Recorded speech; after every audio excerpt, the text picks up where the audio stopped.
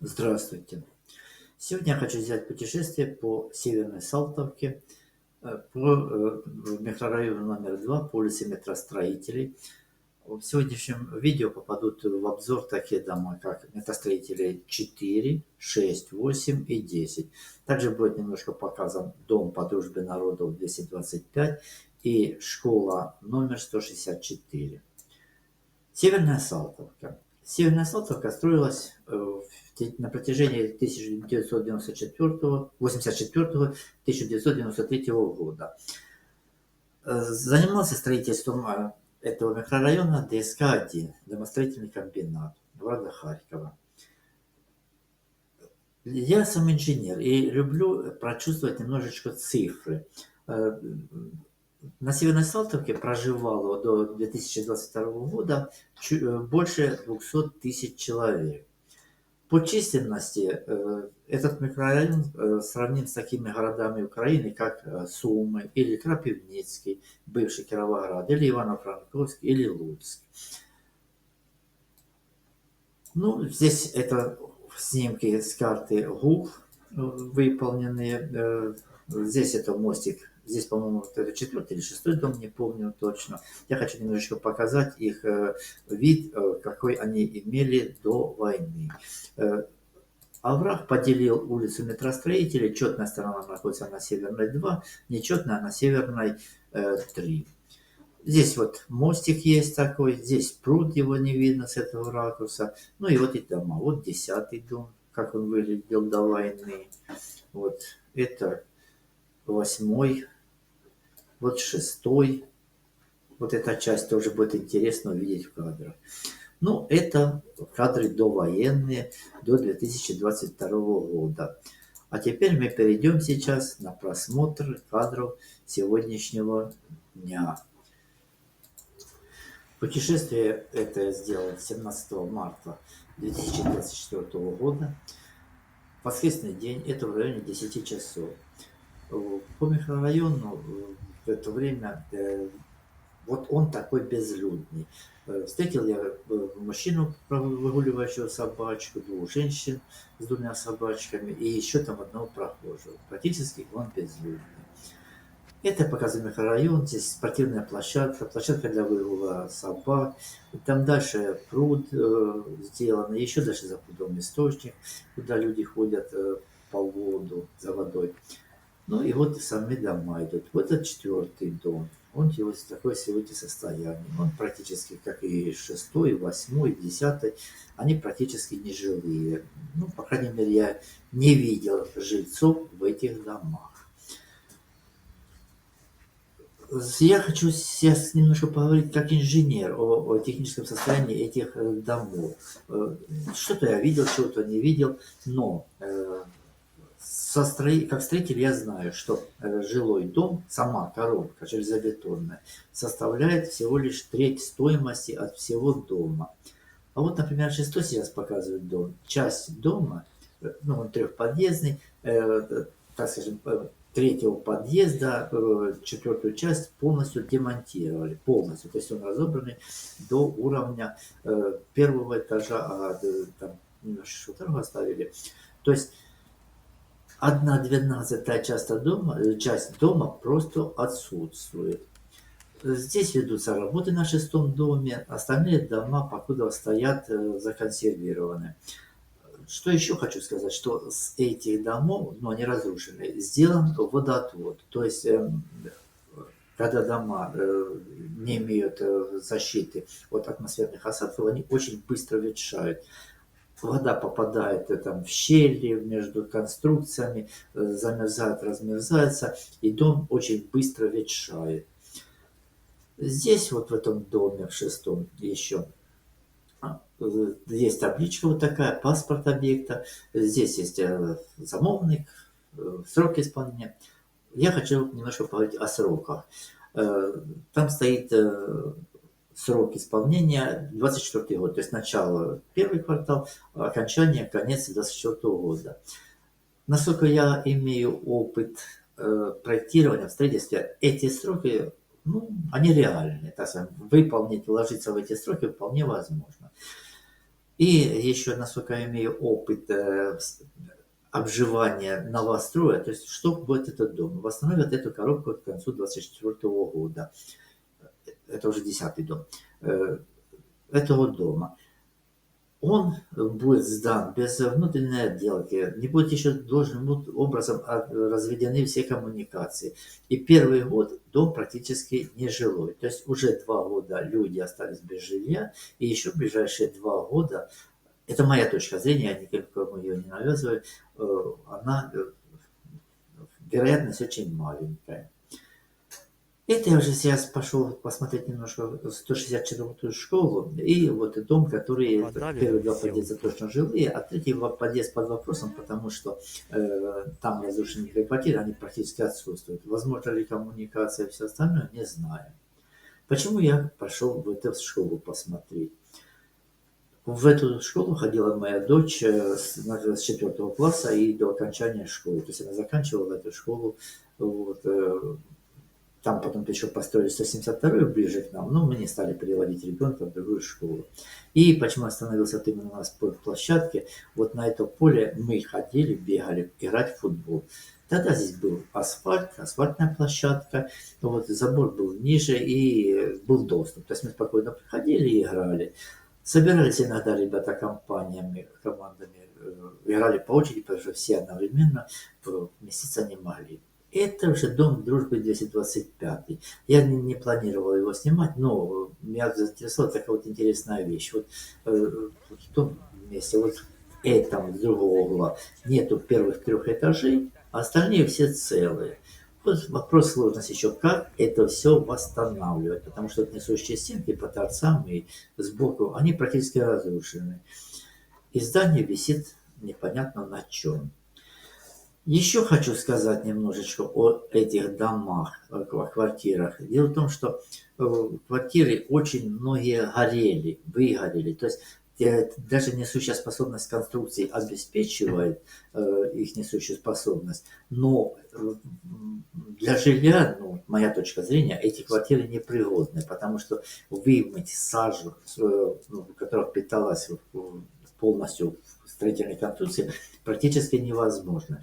Тем более были такие температуры, когда алюминий плавится, то есть металлические элементы оставались целые. Там, вот в холодильнике, например, радиатор полностью стекал, его просто не было и так далее. То есть как будет восстанавливаться весь этот микрорайон, я не знаю. И почему еще я вернулся вот к этой цифре 200 тысяч, 10 лет строительства, потому что для восстановления должен быть потенциал. Это, грубо говоря, строительство целого такого города, почему сравнить, как Сумы, Кропивницкий и так далее. То есть это большие материальные затраты.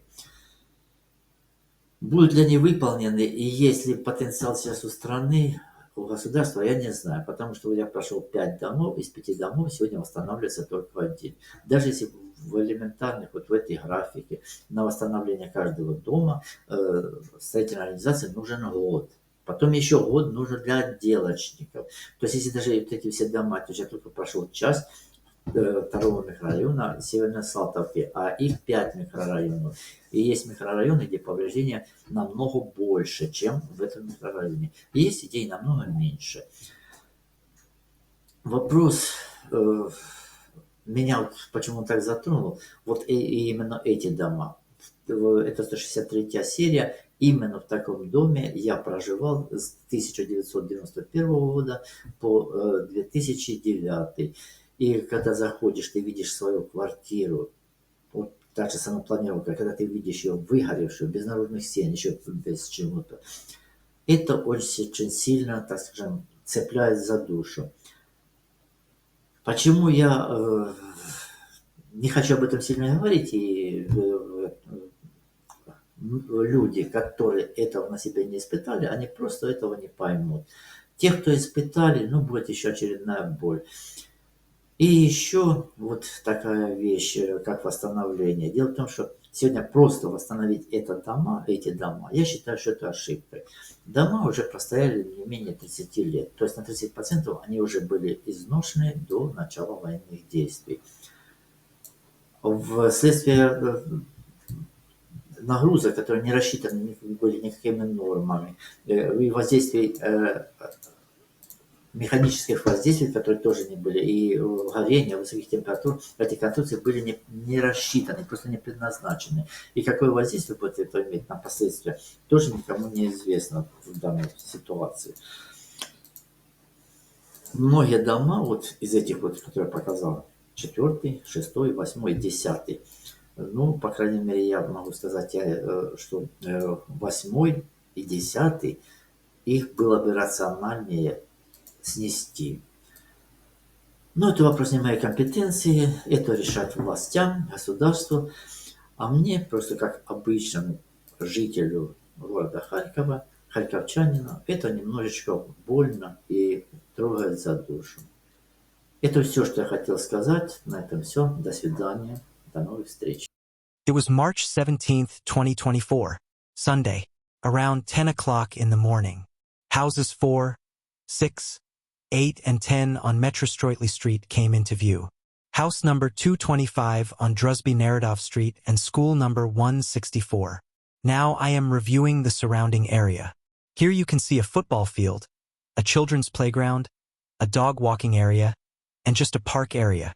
There is an artificial pond further along. Even further away is a spring where residents come for drinking water. The territory is practically lifeless. During this time, I met a man walking his dog, 2 women also with dogs, and 2 more passers-by. This Sunday, this is house number 4. It is not currently being renovated. The same as houses 8 and 10. House number 6 is currently being renovated. All these houses are not residential. At the very least, I have not seen any signs of occupancy in these houses at this time. I want to talk as an engineer about the condition of these houses. I was inside some of them, some don't. As a builder, I know the cost of the box itself.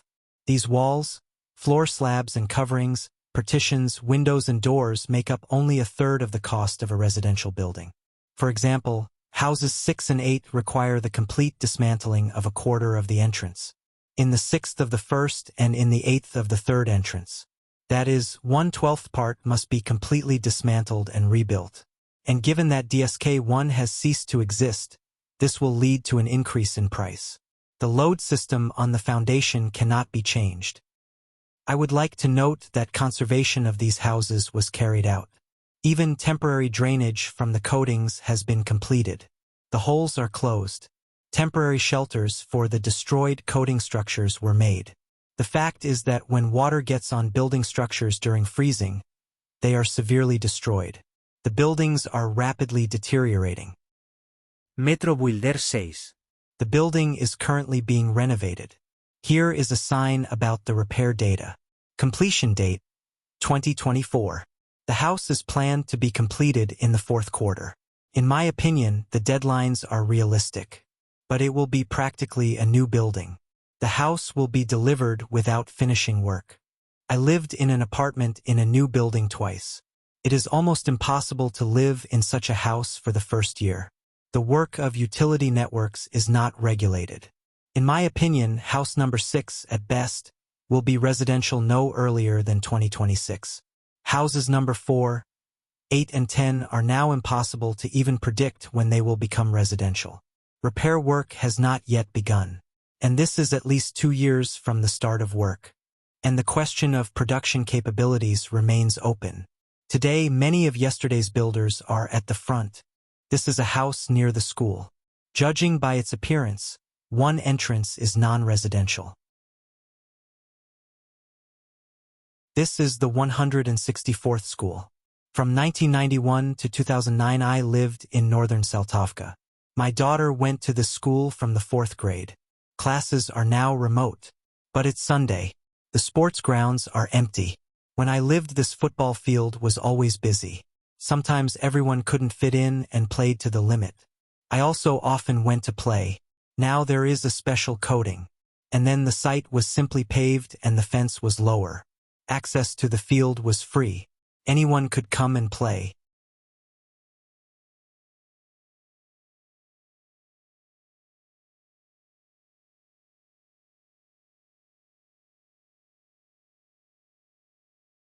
This is a house at 225 Drusby Narrative Street. I did not plan to rent it, but I was interested in the destruction. On the one hand, apartments on the 3rd, 4th, and 5th floors were destroyed. On the other hand, from the 1st to the 3rd. From the 4th floor, the apartments were visually intact. I have not been inside this house and cannot judge the condition of the house. How to restore this house is of course an interesting question. I also want to say a little about these houses. Many apartments were on fire. There was a very high temperature in some apartments. Aluminum batteries simply melted. The supporting structures are saturated with soot and soot. How to remove this soot is the question. And will these apartments be safe for the health of the residents? Another question is construction potential. Restoration requires specialists. Moreover, you need to learn a lot based on the situation. Large investments are required here. Not everything is about money. Many builders are now at the front. The scale of the destruction terrifies me. There is practically not a single house that was not damaged. For a large percentage of houses, the required funds for restoration are equal to new construction, while some exceed them. They still need to be dismantled. It takes at least 2 years to restore each house. This is if the potential allows all houses to be run in parallel at the same time, which is unlikely. People have been homeless for 2 years now, and at least 2 more. In 4 more years, people will be looking for a way out. I don't dare to predict the future. I didn't want to touch this topic, but it hooked me. All these houses are 163 standard series, the so-called improved among the people. I lived in the same house, and when you walk into an apartment like yours and see the condition it's in, you can't look at it calmly. I understand, those who have not experienced it will not understand. And who survived stirs the soul. But excuse me, a residential building has a service life. 100 years. These houses are already more than 30 years old. They are already 30% demolished. And the nature of the destruction aggravated the situation. The houses were not designed for such loads. My opinion is, from what I saw of the houses along the Metro Builder Street, based on an economic point of view, it would be more rational to demolish them. But this question is not within my competence. It's up to the authorities to decide. I just expressed my point of view. That's all. Until next time.